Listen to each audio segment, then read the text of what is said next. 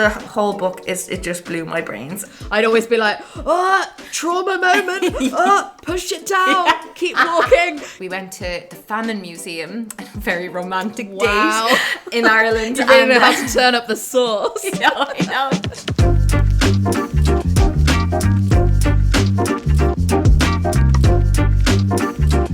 Hello and welcome to another episode of No Books on a Dead Planet. I created this series because I realised there were loads of books on my TBR list that I never got round to about the climate crisis because frankly, it scares the living shit out of me. I also realised that even when I did read those kinds of books, I wasn't having conversations with people in my real life about those books because I didn't know how. Like sometimes I don't think I even have the concept of what a normal conversation about the climate crisis looks like. Like, how do you talk about the end of the world? So this series, if you haven't seen any of the episodes before, is where I invite a lovely other YouTuber on and we finally get round to, because the devil is in the deadlines, reading a book about the climate crisis and talking about it. Today, we have Melanie Murphy. Oh my God, fangirl moment. It's me. She arrives radioing in from rural Ireland. I feel like you're my Irish correspondent. Yeah, my microphone is on a bus, a child's toy bus. This is a very professional setup. We've both just moved house, so our lives are in chaos, but chaos. That's fine. We just had a lovely conversation about disgusting manky carpets and plaster and manky walls and the energy crisis and lots of other grown-up boring things. We've become our parents. It's happened. Melanie, for those not in the know about you, how rude, please explain to those poor people who the hell you are and what you do on the internet. I'm great. What I do on the internet has changed a lot over the years. As we will discover in this video, I used to make videos about why I'm no longer vegan. And today, Leena, I put that video on private. It had 1 million views. And I put it on private because I was like, I can't contribute anymore to this. I just looked at the comments and it was just like a war.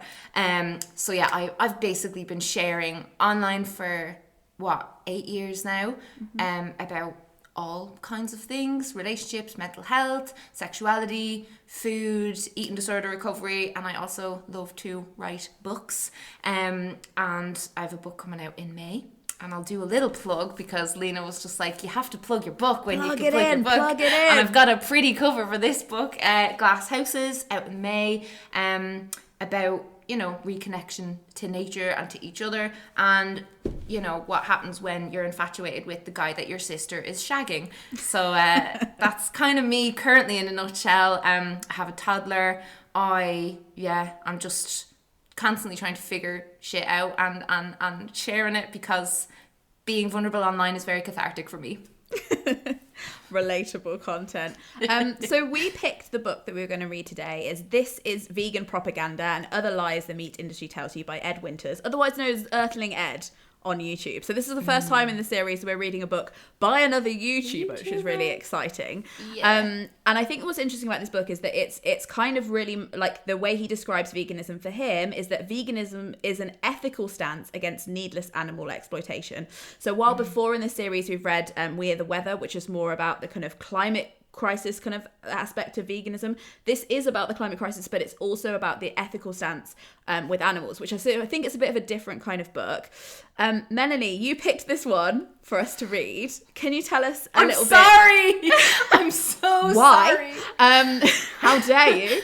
No, I wanted to just check in for both of us about where we are with this word veganism. And I know that you've mentioned before that you have a lot of thoughts around veganism and the intersection between that and eating disorders. So I'd love to hear a little bit of background from you. Very quickly, that you guys already know, I used to be a meat eater, quite proud about it. I was always like, I'd kill an animal with my bare hands, think that'd be funny. What's wrong with me? Who knows? Between me and my therapist, probably.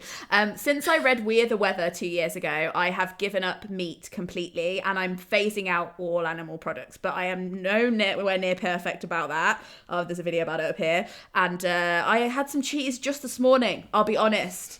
Why? Again, who can say? That's where I am with it. Where are you at with it, Melanie? I am in a similar place, but so if I give you as a little summary, my husband is vegetarian and has been like wanting to be vegan for many, many years. So like his influence has rubbed off on me in recent times. I've definitely been going more toward, meat substitutes, corn. We always buy soy milk. We always opt for the vegan options in our food shopping. However, I definitely still have the odd steak, like a full-on bloody steak. I'd say every like maybe once a month, sometimes like twice a month, I'll have a meat dinner, and then the odd time I will succumb to cheese. And I've really struggled with that, but I made a video last year called Rethinking Dairy, and where I was trying like all these vegan meals and stuff like that. So I'm definitely moving more toward like more in that direction.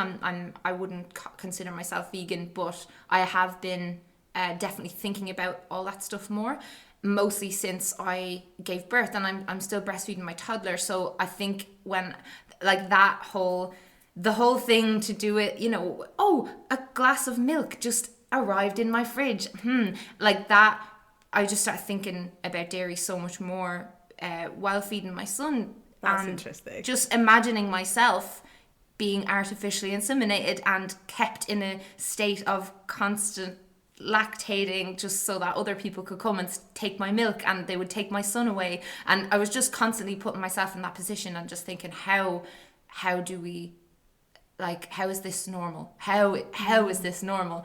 But that apathy, like, it's got its claws so deep in me that like for years and years I have made justifications, like what you just said about I'd eat any animal. I used to say that too. I'd be like, I'd eat a cat, I'd eat a dog, we're part of the circle of life, we all eat each other, animals kill other animals. Like I used all of those arguments all the time.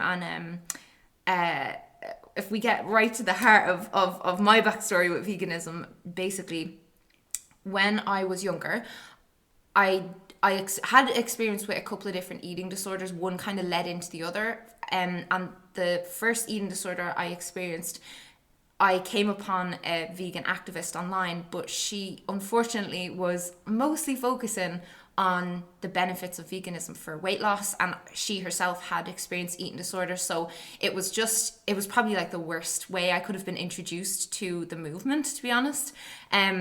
But yeah, I started kind of following her a lot and taking her advice and only eating fruit and only eating vegetables and just cutting out all grains and all everything else. I went very in at the deep end with all of that. And she kind of got people into the videos first by talking about harm to animals and whatnot, but like animals as commodity and animals being objectified and all of that kind of stuff. But then there was always this kind of insidious, like in her videos, that like if you are overweight it's bad, and it's because you eat burgers, and it's because you're not a vegan, and you should be like me, look how skinny I am. And it just fed into because I was so young and had a lot of issues with my body at the time, I was very vulnerable to her messaging and the way she was going about it. And she would make these videos like with pictures of other YouTubers who were like in any way like bigger than her, and she literally spent the whole video like I don't know why I was watching this stuff. I feel awful that I was almost even partaking by giving her views. But I cut out meat and dairy, and I became very obsessive then about like what I was eating, and it just developed into this very unhealthy fear of any food that I didn't perceive as clean and pure. And veganism, I say veganism, it became something I was hiding behind, and it became a way for me to cut out more food groups in order to cut calories, in order to become skinny. That was essentially what happened. And the vegan YouTubers came for me. And after reading this book, by the way, I listened to it on Audible because I have my son, it's just very hard for me to sit and read nowadays, so I use Audible quite a lot. But as I was listening to this book and hearing Ed, like hearing it through audiobook as well, made it hit home so much more because he's so passionate about it. But yeah, as I was listening to it, I was kind of like, yeah, rightly so that those vegan YouTubers came for me.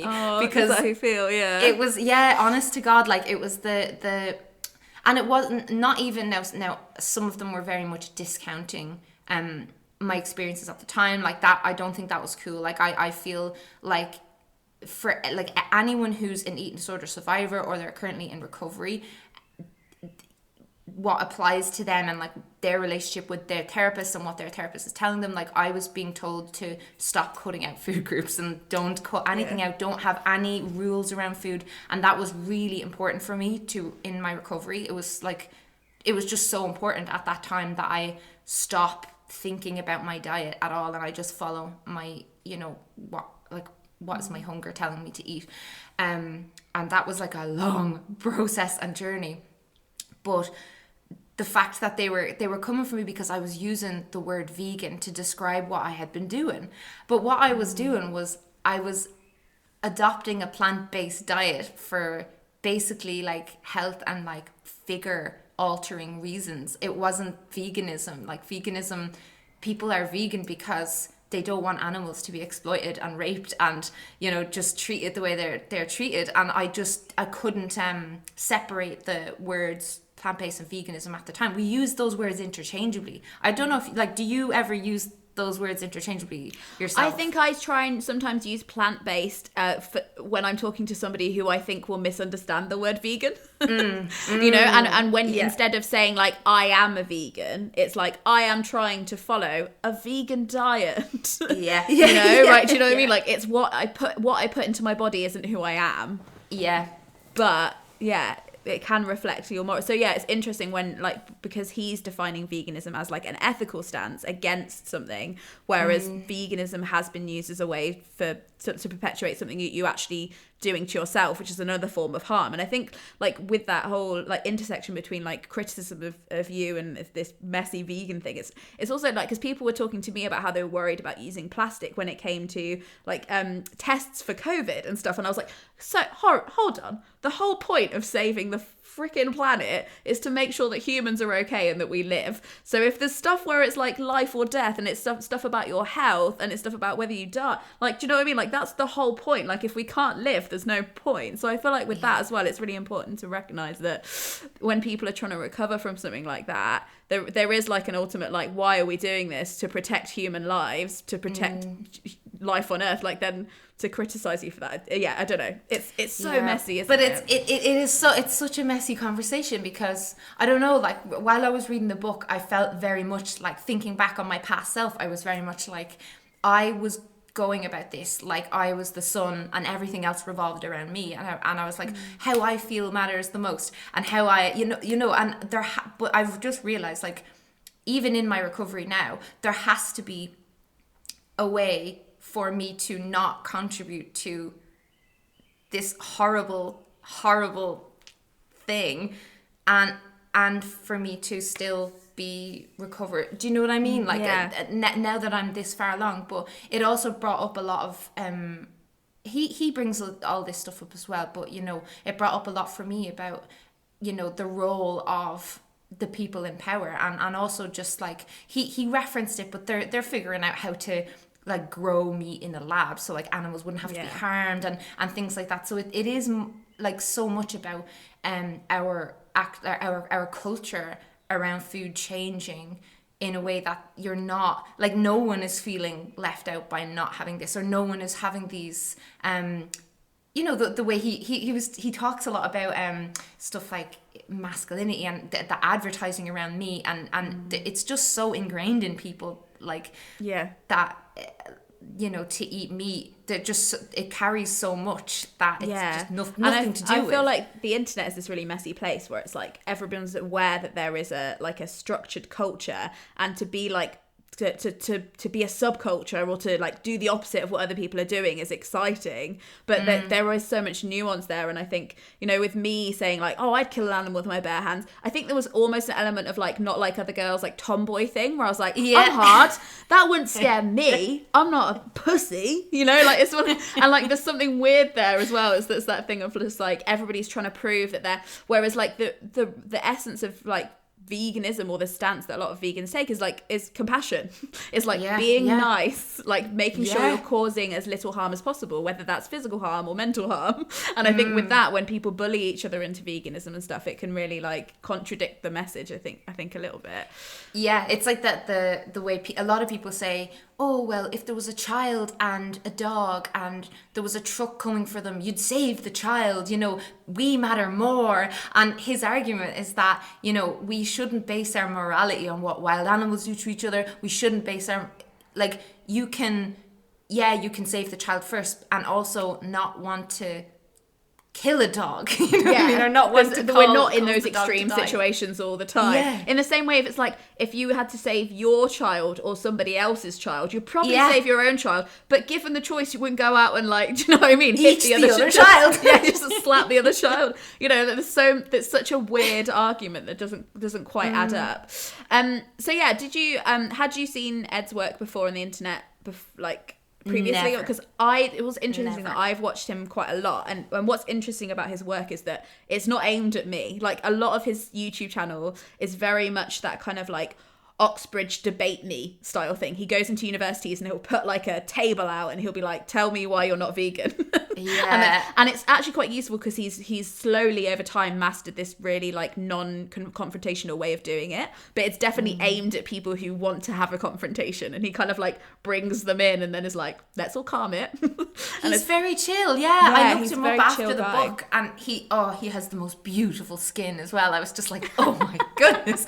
But he's so well spoken on it, and he really is well researched. Like, he's very capable at like debating anyone. It's fascinating. Like, I've not seen anyone kind of be as level-headed about it as well as him. Like, people can get very passionate in the same way if you have someone who's pro-choice and pro-life together debating, you know, it gets so heated so quick, because if you're pro-life, you're literally like, you're killing babies, like you're killing actual babies, and the way they view that is just it's very hard for each of those mindsets to like understand each other. So like those conversations they just run away and become, and it's the same with veganism. But he's and so like reading this book, I kind of, if you're vegan, it's just amazing to have all this information. It's so well researched. Like it was so thoroughly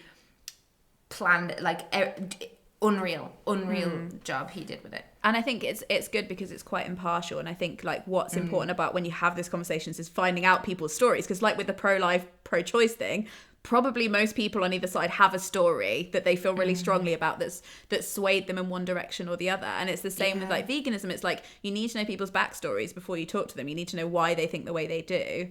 But having that kind of like hard facts on the page was really useful. And there is a section at the end as well about how to talk to people about it. And he's very honest that he's like, actually, I have failed to persuade any of my family to become vegan. And I rarely have conversations with them about it because I find it mortifying. Do you know what I mean? So it's quite nice to hear that as well, that I was like, oh, like Ed, the king of like debate me, it like still can't talk to his own family about it, which I thought was really interesting. And he, even though was saying as well, like he didn't go to like a family event because he knew that they'd all be eating animal products and stuff, and about how like when you're vegan, that's what it comes down to a lot of the time. It's like, do I just want to ignore my feelings and just kind of sit there and go along with this and smile along with it, or do I stand up for what I believe in? But then everyone calls me a militant vegan and everyone acts like, oh, you're so over the top and you're being so dramatic. But he's like, but you know, explaining what is happening to these things on your plate. And it's just, the whole book it just blew my brains. I think there's a point there that's like, I think that the culture is moving more towards veganism, and sometimes when people ask me why I'm trying to like cut out meat and dairy products and stuff, is that I'm like, I think this is the way the world is going, so I'd like to adjust early because I don't want to shock later. Do you know what I mean? I'm just like, this is probably how it's going to go, but being somebody who's doing it early sometimes can be hard. And I don't really even consider myself somebody who's done it early, like, but it sounds like he was. And I think like having those kind of conversations where you look like you're overreacting, it's been the same with feminism when, you know, one girl can be like, that guy felt me up at a party, and everyone else is like, don't ruin the party. Like, come on, it's not. What? Just calm down. He's only having a laugh. Yeah, it was only one group. Like that. There's so many like instances in history where you can look back at that and be like, oh yeah.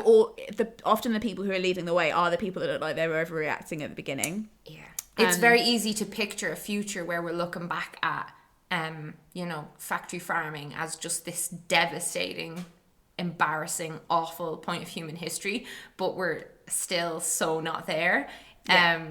And, you know, I brought up some of the arguments to my dad from the book, and he was just very much like, no, because even he was shocked that the book was actually in promotion of veganism based on the title. He took it literally when I told him what I was reading. It's vegan propaganda. He was like, oh, so yeah, it's about all the vegan propaganda. I was like, no, Dad. No. But you should have just told him it was and then just let him read it. I'd be like, yep, there you go. It's going to prove all your assumptions right. Yeah. Eat it up. Was it what you expected, or were you surprised? Because for me, I think like it was very, very factual, and like I think some of the books that I've read around this topic have been a bit more like about the emotions and like societal stuff, but for like there was this huge section in the middle that I wasn't I was expecting it, like it'd be silly for me not to expect it, but we were both talking about how there is a very long, horrific chapter or two that is just describing what happens. And like he does make the point that he's like, you can skip these chapters. Obviously the like chickens and hens and like pigs don't get to skip it. So like maybe listen. Yeah. But then it is really, really hard to hear. So yeah, was there anything that was unexpected for you?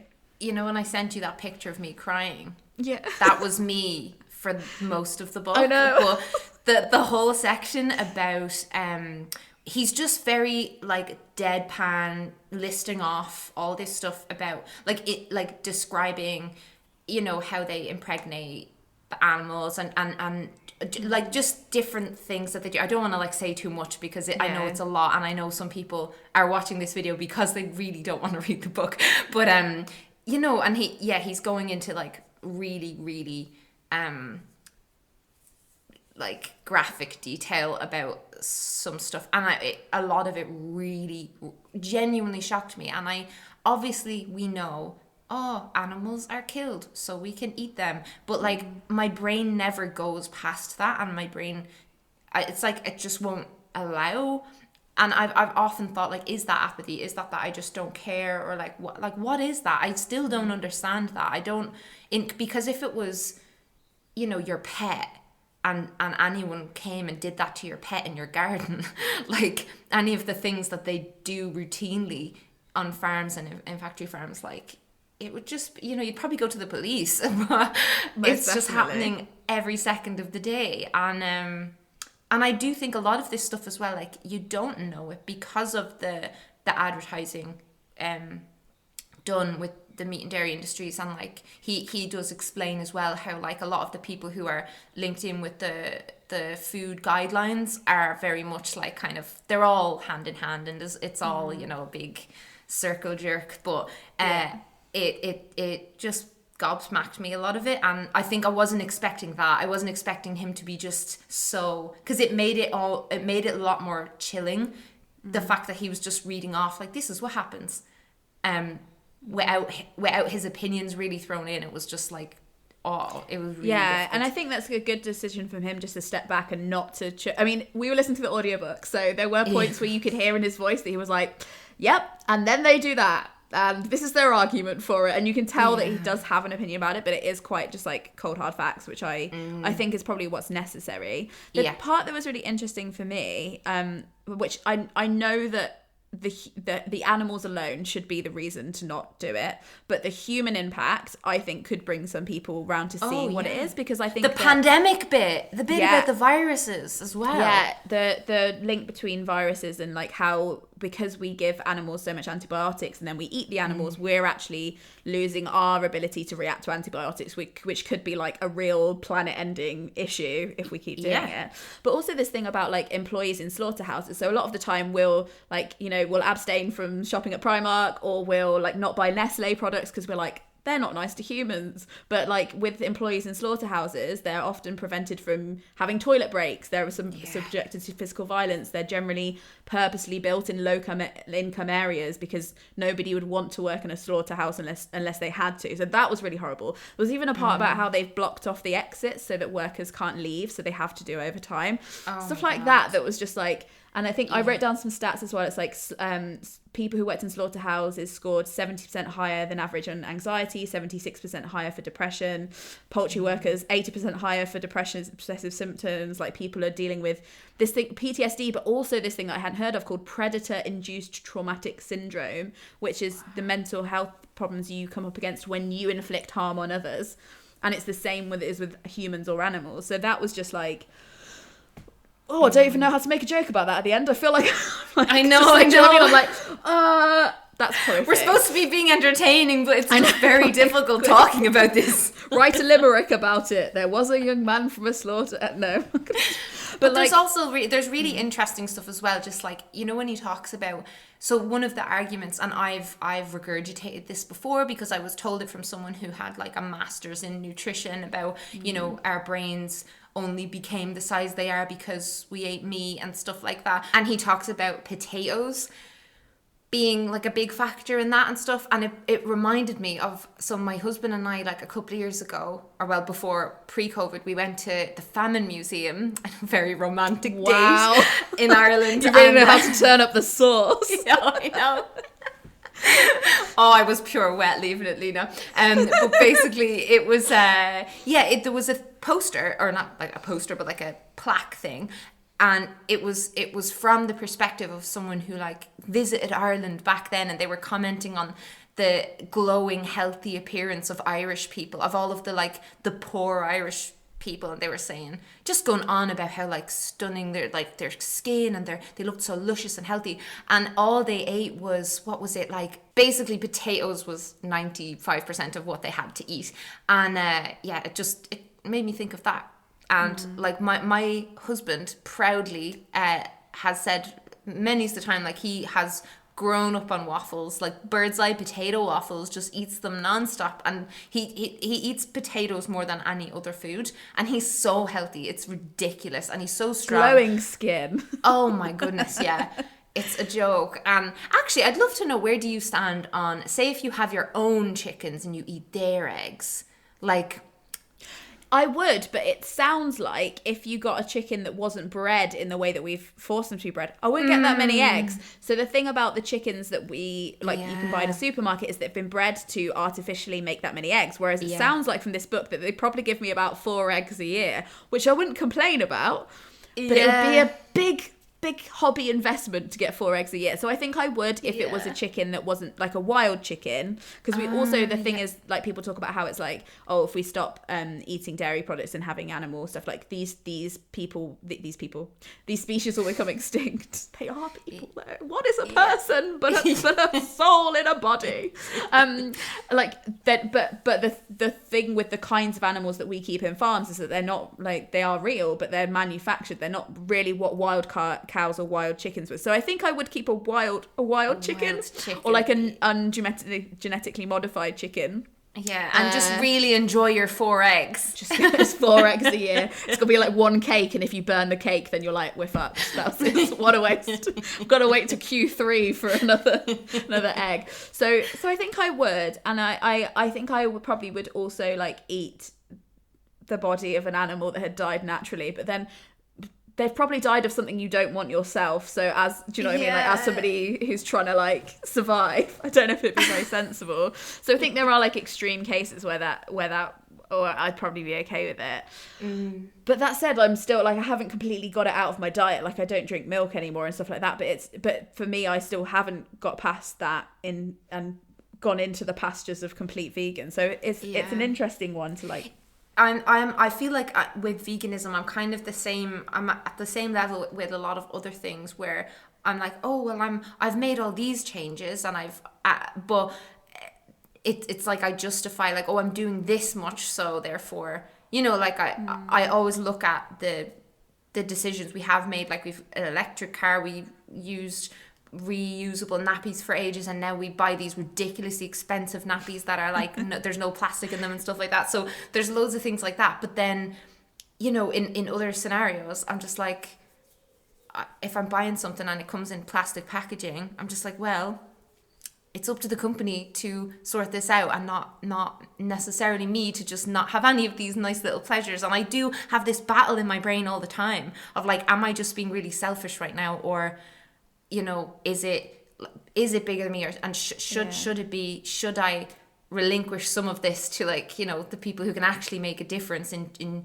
if it wasn't coming in plastic, I'd still be fucking buying it, it's just exactly that feeling. And I think there's a difference there between guilt and responsibility, whereas like I feel like sometimes we're encouraged to take on the guilt, which I don't accept, but I do accept as much of the responsibility as I possibly can. Do you know what I mean? It's just that thing of like, and then also I think it's just like learning more. Like this book really helped me like understand like loads of myths that I still thought were true, even though I've read a few books on veganism now. I was still like, oh wow, I didn't know that. And like knowing what your impact is, like sometimes it's like, does it matter where your food's traveled from, or does it matter like what it's packaged in, and like stuff like that was so interesting. That aviation part like was so shocking to me. I couldn't wait to tell Thomas, because he has bet himself up so much. He's a pilot, and his dream for years has been to be a pilot. He spent so much money training to be a pilot, and then once he got there, he'd just started kind of really with his journey of like his impact on the environment and all that kind of thing. And he was like broke down one night, so upset, like, what am I doing? What have I done? Like, why did I get into this as a career and stuff? And then he'd be trying to like weigh up all of the things. He'd be like, right, I'm going to try and... He is so, about having reusable bags and reusable water bottles and everything. Like he makes his own compost. Like he does so many things, but then he's like going in and flying an airplane, and people are like, you're a hypocrite. And he just, it's really gotten to him. But then that part of the book shocked me so much about the percentage of like emissions that are 6%. linked to... So it's 6% is the transportation, is the 6% is the total percentage of like the impact that your piece of food is having, like is transport. What have I even said? Yeah. You know what I mean? I know what you mean. 6% of overall emissions from your meat is travel, is where it's come from. Yeah. The rest of it is actually making the meat and feeding the animal. Because it's just like, say, like with fish. So apparently for every 10 calories you get from a fish, you have to feed that fish 100 calories. So there's like, it's all the calories that we actually put into to make the meat. Yeah, that was a big one that I think my dad has used quite a bit. He's just been like, well, how are you supposed to feed 7 billion people if you just get rid of like dairy and meat, and like that kind of thing is answered in the book. So like it's just a very, very educational read in that regard. When you might lie in bed thinking these things yourself, and almost or using these questions to like justify continuing to, because that's what I've done. So it really, really helped. And I want to buy a physical copy and highlight things, because I forget. I need constant reminders of this kind of stuff. You need to write them on little cards, and then somebody tells you, and you're like, hold on, I'll just get my notes. Yeah. That's B2. Okay, here's my answer. Drink water. Okay. All of the things I need literally constantly shoved in my face. So yeah, it's yeah, I know what you mean, but I think it's hard when there's this expectation for you to have the same opinion for life, and that changing your opinion shows weakness. And I think that's like a job that we all have to do together, is this like allowing people to become more emotionally intelligent, so they're not as like married to their facts that they've grown up with, and it's okay to like learn. Yeah, because I remember at school being handed one of those little food wheels that was like, this is how you eat a healthy diet, and there was like a big bit for cheese, and there was a big bit for meat, and there was a bit for bread, and like, that stuff goes in really at the deep back of your cortex or whatever. Like that's buried somewhere back here, and trying to dig that out and like reckon with it is like hard, because you kind of like, when you see what you eat as your identity, I think, and then it's really, really hard as well when you've documented yourself online for a long time, and you've said things, and if you say something in 2015, it's held up against you in 2022. It's like, this is what you think, this is what you said, like you can, and it's like you have to give people room to grow with this kind of stuff, and it just puts people off even wanting to make those positive decisions if you don't like just accept that, like, yeah, like I may used to have said I'd eat a cat, but like if I'm changing my opinion on that now, like if anyone is, you should applaud it or encourage it rather than constantly like bringing up the other old stuff. Like that's why I was like, I have to put this vegan video on private. Like I don't want this to be like, if I do talk about making more decisions for buying plant-based food and stuff like that, I just, the fact that anyone would use my old arguments against me is just like too much. Do you like feel like, because you've experienced like this world of eating disorders and that side of the internet as well, do you have any advice for people who are like, do want to read about the fact but are worried about it intersecting with their own like mental space and that kind of thing? Is there anything, because that's something that I haven't experienced in the same way you have, and I'd love to hear what you'd say to those people. So I, like, my rule with all that kind of stuff was like, until I genuinely feel like, and some people say you're never fully recovered, and like, I don't know, there might be an element of truth in that, but I feel when I say recovered, like, I don't think about my relationship with food all day, and I just, I'm hungry now, I'm gonna go and eat something. I didn't have that for so long, you know, that feeling of like just and what I'd consider a normal relationship with food. So my rule was, until I feel genuinely past this, I'm not gonna like consume, allow myself to be consumed by food related content anywhere. So like books about food, anything like that. I actually even stopped like watching videos about food and stuff, and I've recently stopped making videos about food because I realized like what if I'm contributing to the problem for someone else. So I was going to make a video about that soon. Like, people are always like, why don't you make Food Diary Friday anymore? I loved that, and I loved making it, and a big part of it was to show eating, you know, because a lot of the videos, the food diary videos on YouTube were like, here's my acai bowl, and you know, they were all vegan and they were all eating just salad all day and this kind of thing, and I was like, my diet doesn't look like that at all, and I just wanted to share that in case other people were also feeling very intimidated by, you know, what they were seeing. But I've realized in doing that, what I was, you know, I was still providing people something to compare their own diets with, whether or not, like, I didn't want them to compare, but people naturally do that, you know, we do naturally do that, as much as you can be like, oh, please, just, this is just what I eat, you know, but people are going to watch that and go, oh, like, I was like, oh, maybe it'll give them meal ideas, or maybe it will, you know, show a new restaurant and that kind of a thing. But at the end of the day, like, I don't know who's watching my content, and there's so much wrapped up in that. But so yeah, I just wouldn't I wouldn't make this an immediate priority until you work through that stuff, because it can take time, but it is doable. And then at least you're not, like, I've definitely heard some people say that going vegan helped them with their eating disorder issues, because, you know, every meal was a vote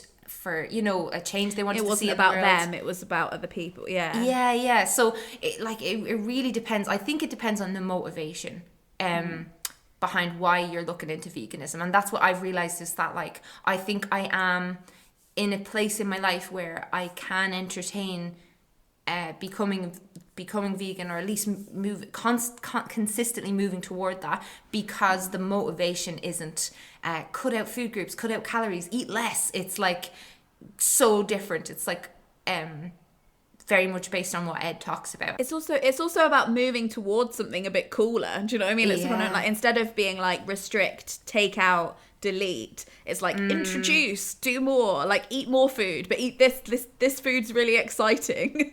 And like, look at this is about making food exciting again, not sad. Soy milk. Oh, pass it through. It's so good. Yummy. But yeah, and also I think what you said at the beginning was really interesting about like you kind of feeling like a cow. I mean, that's not what you said, but like you becoming like, I guess I'm putting words in your mouth, like when you become like a mum, like you've kind of becoming like an animal in some ways, or you're getting more in touch with that thing that's like, do I have boobs or do I have udders? And like, and like when you're not only like eating food, you're generating food for somebody else. Like that must be a bit of a weird. It's so weird. And like, you know, there are a couple of people in my life who regularly are like, you know, he's too big for that now, and commenting about me breastfeeding, and I'm like, well, if I stop breastfeeding him, I have to start giving him cow milk from because, you know, that's what the recommendations are, that's what the guidelines are. And why is that okay? Why is it okay that we you know, essentially rape cows and take their babies away and take their milk away and like, you know, package it up and give it to our young? Well, like why is it not normal that I'm able to continue breastfeeding when that in societies where children are allowed to self-wean, they typically self-wean like as toddlers and not like when they're small babies. And you know, it's just, but there's so much wrapped up in this though, because like formula saves so many babies every year, but formula is part of this problem. And you know, there's so much, but then you don't want to like, you know what I mean? There's the options. I remember looking into like options, plant-based formulas when before I went into the hospital, because I wanted to have one like on hand, like just in case. And just the options were just so, even in the health food shop, the local health food shop, I was like, what? So it had this like one of like, this is some goat's milk, and it was this happy looking goat on the thing, and you just read the back and it's the same as what's in the supermarket. So you're waiting for the world to catch up with that one, I think, because again he talks in the book about how it's like the loads of myths around parenting and veganism, and he's like, it's just not true. I don't know what to tell you. It's just not true. But it's it really knocked me for 6, like when I was kind of picturing that, because so my husband's parents live next to a farm, and there's this farm around the back, and sometimes you just hear this like mad mooing, like, and I'd be, you know, like, why are the cows being so loud? And they'd be like, so this is when they take the calves away, and the cat, they'd be like, oh, they'll quieten down. I was lying in bed, I was like, I'm never gonna sleep again. I could just hear the cow just desperately looking for her calf, and you know, they literally will run after, you know, if the calves are put up into a trailer, they'll chase it's just devastating, like, because I can cry just looking at my son, just being like, oh my god, you're so perfect and amazing. And like, you know, all animals I'm sure feel that's an amazing sense of bonding when their offspring is born, and just what we do to them every day is just like, and it's weird because it's like people are like, oh, they're not human, and it's like, well, what does it mean to be human? Does it mean like is human intelligence? Because that's a bit ableist and weird. Like is being human like caring for others and like being able to feel pain and compassion and empathy? Because they feel when all you of that. think about animal rights, you know, the way people talk about animal rights, and they scoff and they roll their eyes, and they're, you know, they're like, oh, as if animals are equal to us. What, do we let them vote? And it's like, well, we don't let infants vote, because infants, you know, don't need to vote. They don't care about voting. Obviously a chicken doesn't care about voting, but obviously a chicken would rather not have their beak cut off. Like, it's just that kind of thing. Oh, this book really genuinely got to me, and I didn't think it would. I thought I was gonna be the person to come on this podcast and be like, well, you know, this was my background, and so that's why I feel this way. And I was like, oh, that might be a unique kind of position for me to offer to this, and we might debate a bit, but like I just couldn't cope. Yeah, we were like book. Ready to joust, and we're like, no, we're both ruined. Like, we've been ruined. Because as well, it's really fucked with my idea of pets. And I've been thinking about this a bit, but he really went into it, this idea of like, actually, we do really care about pets. So a lot of people that would say like, it's just an animal, they don't feel anything, would literally die for their dog. Do you know what I mean? And because there's no real difference between a dog and a pig, like apart from visuals, especially when it comes to intelligence and personality and stuff, like he had this little paragraph that I did actually bother to type out from the audiobook, which means that it was good, because typing stuff out from an audiobook is a fucking pain in the ass. Passage to I don't even know, to Jerusalem. I realised that to gain my respect and my admiration, non-human animals need to offer me nothing in return. Yet for many of us in urban environments, the only animals we outwardly care about are the animals that have enriched our lives, such as dogs, which we have in our homes. A belief that they are worthy of moral consideration because they have formed a mutual relationship with us, which I was like, oh God. So like this kind of idea that we only care about our pets or we only care about dogs because they're nice and they're nice to us isn't something that we do in the rest of our moral lives. Like, do you know what I mean? Like, it's like, oh, I don't care about people from that country because like I've heard that they're bad. Do you know what I mean? Like that's something that most of us hopefully strive to fight against. But this idea that like because dogs like appeal to our sense of self and we feel like they're serving us, then we'll protect them. But but that'll give me hope as well, is because so many people care about pets. Like it's very easy. I think it's a really easy moral jump between like knowing that if somebody killed your dog, you'd be mad. Yeah. Do you know what I mean? Like it's a very short cliff to jump to the next lily pad. What am I talking about? You know what I mean? Like I think it's interesting. What's going on? Describing a level in Crash Bandicoot right now. Yeah, literally, it's like you've just got one lily pad to go, mate, and you're full on vegan, radicalized forever. But yeah, I just think the whole concept of pets is more complicated than I first thought, and that's something I have to sit with. Do you know what? So one of the things you messaged me about was there something that stood out to me or something that would stay with me? And literally I've thought about this too many times. Like, it made me so uncomfortable, and it was where he talked about the practice of stuffing calves with hay to trick the cows into thinking that it was their baby, so that they would basically like keep producing milk. Like that image, like I basically like kind of looked over this way and like just looked at my son, and my brain immediately went there, like, if he was dead and someone stuffed stuff into him and was like, here, I'm keep lactating. Oh my God, it's like, it literally, I was joking about it to Thomas, but like as I was joking about it, my eyes were welling up. Like it gave me such goosebumps, because that's just so fucked. Like that's so beyond fucked that that's where we're at. And like now I think every time I'm ever going to be like, oh, I'd love some ice cream, I'm just going to think of that. And I just will not, I will not want it, because it's just so gross. Like I just can't believe that kind of thing. And I really did buy into the kind of happy farms thing, and especially because I'm in Ireland, people would always be like, oh, our farms aren't like the US farms. And at the start of the book I was like, oh, please tell me he's not just going to keep quoting about like America, because he did mention stuff in America a lot, and I was like, oh please, like, because I need to like come at this from, I just need to know more about like the practices worldwide kind of thing. But he does then, like, he goes into and he kind of explains how like it's pretty much the same everywhere. And I think, but you drive through Ireland and you see the animals dotted on the fields and you're like, oh, look at them. And it's just, it's very easy to buy into that. And the marketing, like, definitely really, like, I am such a sucker for good marketing. Like, it really has shaped a lot of my views and opinions.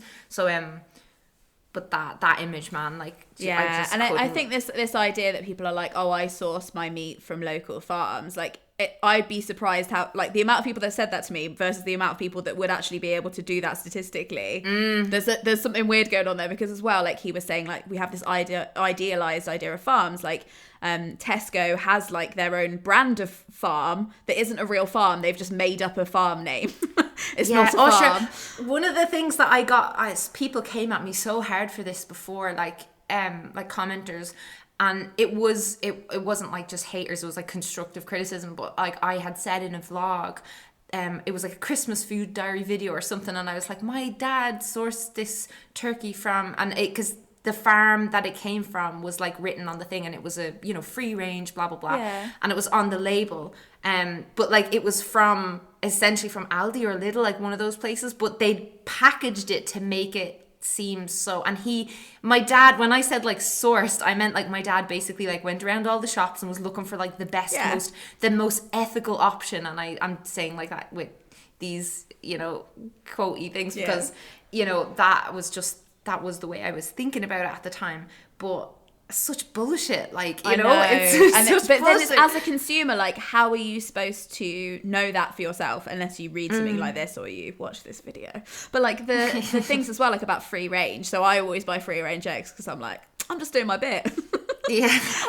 But like they were talking about how free range eggs, like it's kind of like another marketing ploy. Like free range means that they only live 8 weeks longer than they would normally. They only need to have access to outdoor spaces for half their life, which needs to be about 1 square meter per bird, and they're killed in exactly the same way. Like there's nothing more so humane about the way they die. It's not really like they live any longer, and they don't really have that much access to the outside. It's not like they're like running around in a field, like exploring, making stories, taking names. Living their best. And I don't know as well, like it's that thing of like, oh, like you could, if you reared a child till the age of 4 and then killed them, but were like, we gave them a good life. It's kind of like Never Let Me Go. It's like, well, they completed. What can I do? She was here for a fun time, not for a long time. Yeah, exactly. She burnt bright. Like it's you can laugh because it's so like it's what's so happening. Awful. Why are humans so absolutely batty? How have we survived this long? Who can say? Potatoes. Yeah, potatoes. Potatoes for everything. But yeah, I think there's one last thing I wanted to say. Oh yeah, so this thing about extremism as well, because I think one of the reasons I avoided reading this book for a very long time, so I'm glad you picked it, because I kept seeing it in Waterstones and being like, not today, Ed, not today. Was because this worry that I will come across as like an extremist in some ways. Do you know what I mean? Like, even now, like going out and eating with my friends and like asking for the vegan menu, because like that's one of my rules, is like when I eat out, I'm trying to eat vegan. And you know, and trying to field those kind of questions, it's like weird because I don't want to come across like I feel something about their actions, even though I guess I must feel something about their actions because there is like, do you know what I mean? Like I can't just make decisions for myself. But then he had this line in it. He said, "We see attempts at moral consistency as signs of extremism." And I was like, yes, because it's what I'm trying to do is be morally consistent, because I already have all these beliefs around like how we should treat children and people that are more vulnerable than us, and humans and animals that are more vulnerable than us. And I'm just trying to be consistent because I don't kill dogs. And I don't pay people to kill dogs. And I think it'd be weird if somebody killed a dog and served it to me. So I'm just trying to be consistent. You know, I thought that was interesting. But do you think you'd ever like go, like, do you see in your future like ever saying like, I am a vegan? Or do you think that it's more like you'll try and eat more like a plant-based diet? And do you know, I don't know, do you ever scared about identifying as a vegan? I'm very, very, very scared of identifying as vegan because I know the way I am. If I slipped up, I'm nervous of that triggering this kind of response in me of like, because but I've fought that in so many other aspects of my life. Like I used to be very much like, you know, oh, if I'm on this workout plan, or I'm doing, you know, if I missed a week, that I would be like, oh, sure, it's all done now. Sure, I don't need to do that ever again anymore. Nope, I'm a person who doesn't exercise. But I'm not like that with any other aspect of my life now. Like I'll be like, if I don't exercise for 2 months, I'm like, well, there's no reason I can't exercise today. I have a free couple of hours. Like, you know, I feel very, like I'm over that. But then with this, like, it's because veganism means so much. It's not just plant-based. It's like veganism is a way of life. It's not just a thing you're doing. That I'd be so nervous of, because for example, like I sometimes, if I go to my mother-in-law's and like they have leftover stew, say, and we've not like brought food with us, and they're like, oh, stay the night, and it's a case of like, will we order a takeaway? Or will we just, well, for me, like, I'll be like, will I eat the leftover stew that has like 2 pieces of beef in it? And I'm kind of like, in those situations, I'm nervous about having all those things of like going to other people's houses and being like, no, sorry, I can't have any of this stuff that you've made for me, or being that person who has to have the special requests and like, can you, you know, if you're going to stay with someone, like, can you make sure you have soy milk, or, you know, things like that. But then I feel like more and more people are moving that way. Like, he commented on how many more plant-based options are, like, as of 2020 in supermarkets. And I've noticed that when I go, like, I can basically find anything in vegetarian or vegan, you know, form, and it's nice, and it's not like a crappy alternative. So I really do, I would love to be vegan by the time I'm 35, 40. But then I'm nervous about ever actually saying that, you know, like I think I would rather it be, but maybe not a label I put on myself, and not like my new, like, I'm the vegan YouTuber now. Like, I don't want to just take that on. Yeah, I think there's a difference between practicing it in your life and becoming like an evangelical person who, you know, and it's okay to be either. I think we need both. Yeah, I'm hoping that it will be a thing where by the time I actually make it to like 100% vegan diet, it won't be weird, and I won't even have to say anything, because half the people will be, and it'll be the meat eaters who have to come and be like, oh, do you mind if I bring my burger? Sorry, just coming out as a meat eater. You know what I mean? Like, I think that maybe we'll be able to be a little bit like, get away with it a bit, and like cross that bit where it's not as weird.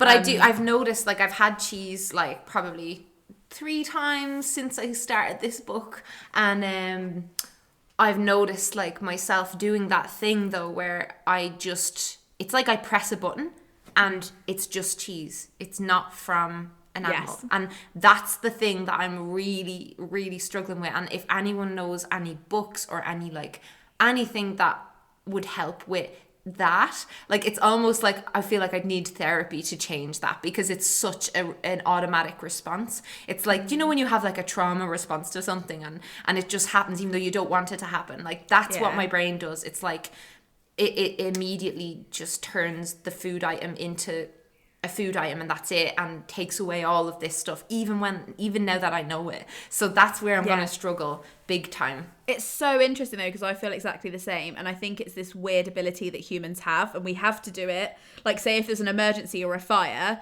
a lot of people don't panic. They're just like, right, this is what I'm doing. I can't think about the fact that I'm in a fire. I just have to do this. You know, and I think it's that thing that's like, you don't want to get rid of that ability completely, but it's a scary ability that we have. And like, it's kind of terrifying that that's, you just like, it's so bad. But it helps you be more empathetic as well, because you understand why other people have that. You're like, oh, you're using that button in your head that I've got that I try not to press, but you've pressed, okay, you know, like, you can kind of understand. So I guess, like, final question, is there anything, like, would you recommend this to somebody else, and if so, who? Would it be like anybody at all, or would you say like this is for these people specifically? I definitely wouldn't recommend it if you're in eating disorder recovery. I know that for sure. I wouldn't have been able for this years ago. And I think as well, like, I think you have to have some level of openness to this lifestyle, and to it's just when you're in that mindset where you're like very closed off and you're like, no, my way is the right way, my way is the only way. Like, when you're in that mindset, it's just this stuff, it doesn't penetrate very well, and you might just start it and just turn it off and just not want to hear it. But like, if you ever find yourself, you know, thinking, oh, I'm going to buy a secondhand outfit instead of going to making those decisions in your life at all for the planet, or I think, like, he didn't talk too much really about the health, I suppose, of it. Like, he did say he felt healthier, and it is, he went through some of the science on like why it is healthier. But I think all the other reasons are better, you know, for going for this than like the health reason. You know, he talks about like that it is possible to eat an unhealthy vegan diet as well, and that with like vitamin B12, like they give the B12 supplement to the animals, and like everyone needs a B12 protein supplement. Supplements as well. It's like, what? I know.